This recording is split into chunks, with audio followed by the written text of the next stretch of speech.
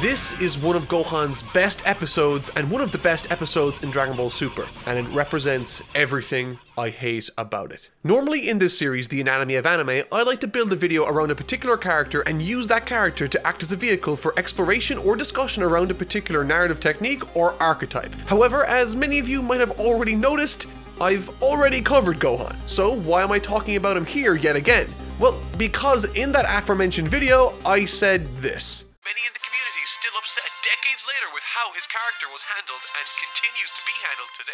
People were really upset that I never discussed what many considered the resurgence of the Gohan character within Dragon Ball Super, when in reality, I didn't discuss it because for me, it was just more of the same. I'm totally not Mark, and today I want to discuss what I believe to be one of the greatest crimes committed in this modern era of reboots and remakes, the hollowing out of once iconic characters. I know you have another form! Fight me with everything you've got!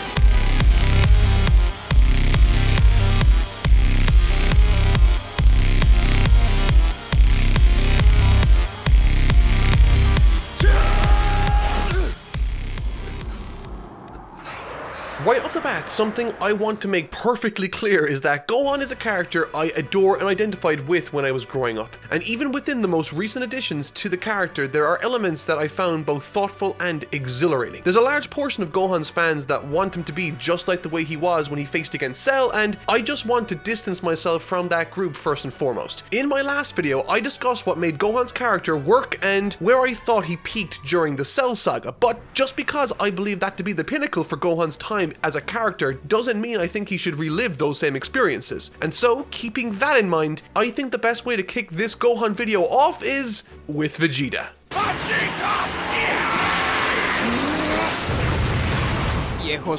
Okay, let me explain. Vegeta, much like Gohan, was a brilliant and interesting character for many of the same reasons. He was flawed, produced some terrific fights, and was one of the best character arcs in the series, and still is to this day. Iconic moments like his sacrifice during the Buu saga and his acknowledgement for his loved ones and his family stand as some of the most memorable in the series. Climaxes that were intentionally built up to carefully over many years, and then Super did this. They repeated the exact same moment again to significantly less success. Repetition can be a useful technique for the climax, but not so much after. This is sort of where the phrase diminishing returns actually comes from. After the highs of the Cell saga, Gohan's character was never really given a greater purpose. From the get-go, he was polite and friendly, but his defining characteristics that garnered him both interest and fans were his explosions of anger. And after the Cell saga, he couldn't depend on that, which resulted in a lot of meandering for one reason or another. Whether it be with an unearned power boost to make him Ultimate Gohan, or even in Super where he, surprise surprise, got to relive key moments from his younger years, but not before being thrown into the spotlight only to be thrown into the garbage in Resurrection F.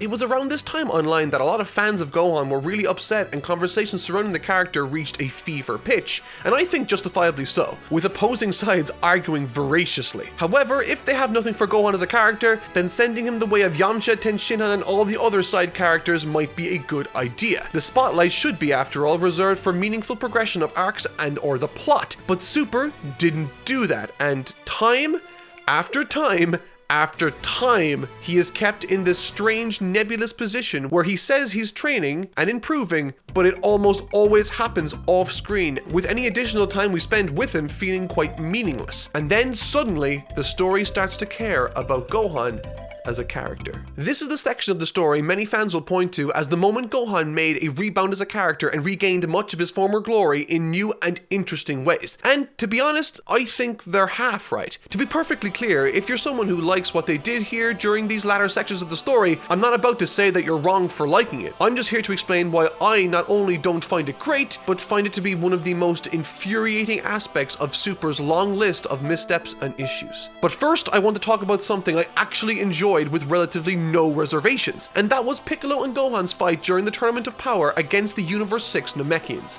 Amidst the bombastic moments of the Tournament of Power, I sincerely felt as though this fight got overshadowed and ultimately forgotten, despite it being one of the best character-driven moments in the entire series. You see, one of the toughest things to deliver in a story like Dragon Ball, which isn't planned out in advance, is to build upon previously successful character arcs in both believable and meaningful ways. And that's a very difficult act to balance. If you force a character down an interesting path, you run the risk of making it feel artificial or forced. And if you only focus on how realistic the path is, you get a family man Gohan, which, while believable, wasn't very compelling to watch for me in a show centered around conflict. And I don't envy the writers of the series at all in this respect. It's super tough. However, in the anime, Vegeta's treatment felt more like a novelty nostalgia act during Super more than anything else. But shockingly, those behind the story eventually found something super interesting for Vegeta to do. Interestingly, as soon as the manga surpassed the anime and moved on to bigger and better things, Vegeta became the recipient of some much needed development that has made him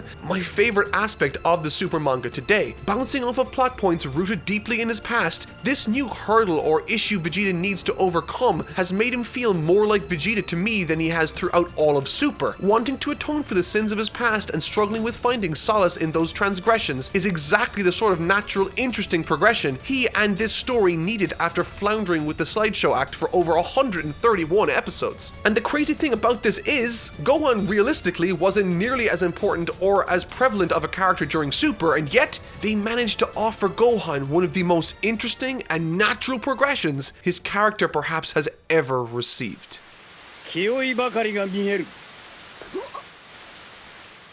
This is one of the most interesting and compelling plot points or arc ideas in all of Dragon Ball, I think. Dragon Ball doesn't make a habit of trying to be profound or thought-provoking all too often, with characters like Vegeta, Piccolo, and Goku playing with concepts like forgiveness at varying degrees and exploring what that meant to each of them in their positions within the world. However, Gohan is often in the conversation too, boasting one of the most emphatic coming-of-age stories in the series. However, a fantastic video discussing and exploring what Gohan could possibly have meant to us was brought to my attention in early 2020 by Plague of Gripes. In it, he explores the introduction, process, and fall of Gohan's character through the lens of fans that enjoyed him as an empowerment fantasy. And truth be told, this isn't a new concept. It's actually quite old, but was used to tremendous effect during Dragon Ball to help connect young fans to the character of Gohan. Now, I think the Gohan character has a perfectly fine personality, but what attracted so many to him wasn't necessarily his outward, unassuming composition, but instead his ability to flip the script on those that would try to oppress him. And once the image of a young boy struggling against monsters who would underestimate him went away after Cell, so too did his interest factor for millions.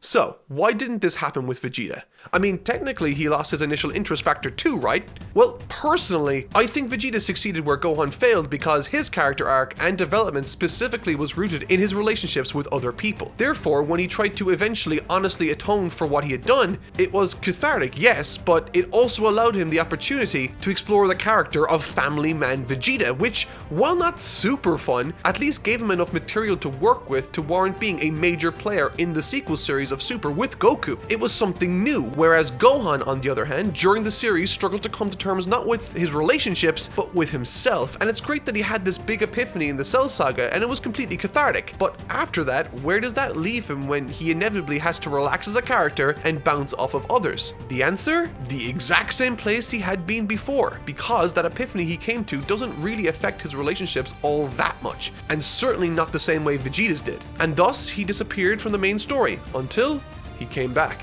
The story that was eventually offered up for Gohan, a character that has almost entirely vanished from the main plot threads, was another coming-of-age story. However, this time, it focused on adulthood, offering the audiences he grew up alongside with another story or struggle I'm sure many at some time or another have grappled with, and that's arrogance. With the best part of this being, much like Vegeta's new character arc rooted in his past, Gohan now has a fitting, believable, and rooted story where he must overcome the personality flaw that has plagued him and cost him on so many occasions in the past. A story where he must confront the worst parts of himself to become the stronger person for the good of his family, his friends, and himself. God, I'm getting hyped just thinking about it. Something like this has the potential for being better and more emotionally rich than the battle with Cell easily. But how does Super decide to tell the story? Well, in short, it doesn't. Gohan versus Goku.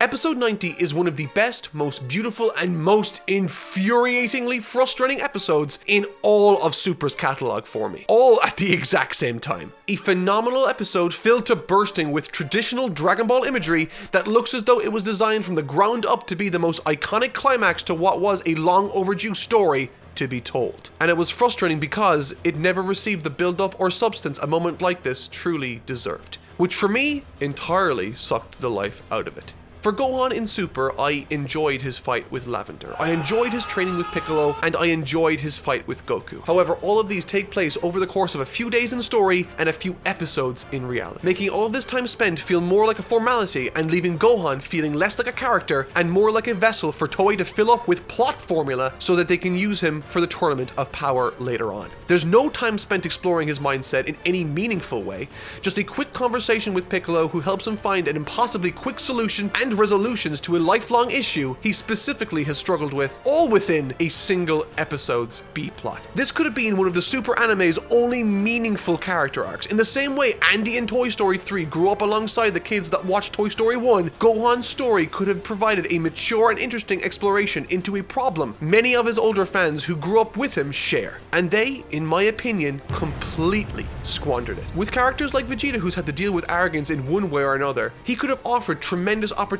for conversation that could have benefited them both in the long term. This could have given Gohan the impetus for a meaningful change of character through natural and believable progression, and it would have given Vegeta a perfect jumping off point for the arc he would eventually undergo later on in Super's manga with Moro and eventually Granola. Imagine a nuanced, interesting concept like struggling with arrogance in high pressure situations with a mentor character that struggled with it, and a final fight against a father figure that has found a way to float the balance between arrogance and confidence perfectly, to act as the final test before he must leave his family to fight for the good of everyone in the most high pressure situation of his young life. I mean, it writes itself and it's brilliant. However, instead of a long-term story over the course of months and years of struggle, Gohan, through a single confrontation with Piccolo, overcomes a fundamental and deeply rooted personality flaw, all within the confines of a single episode's B-plot within Dragon Ball Super, making this feel less deserving and moreover making Gohan seem like an idiot who didn't even bother trying to think about it.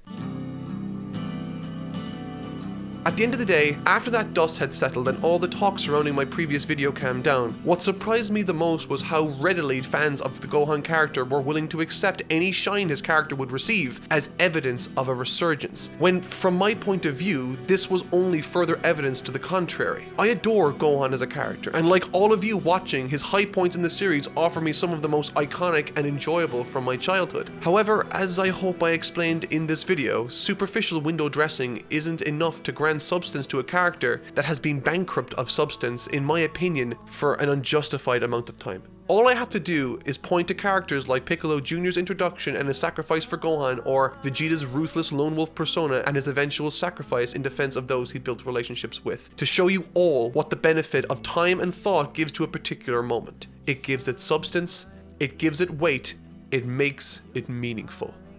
And until such time Gohan's character receives that, he will, unfortunately, remain a hollow character. Thanks for watching.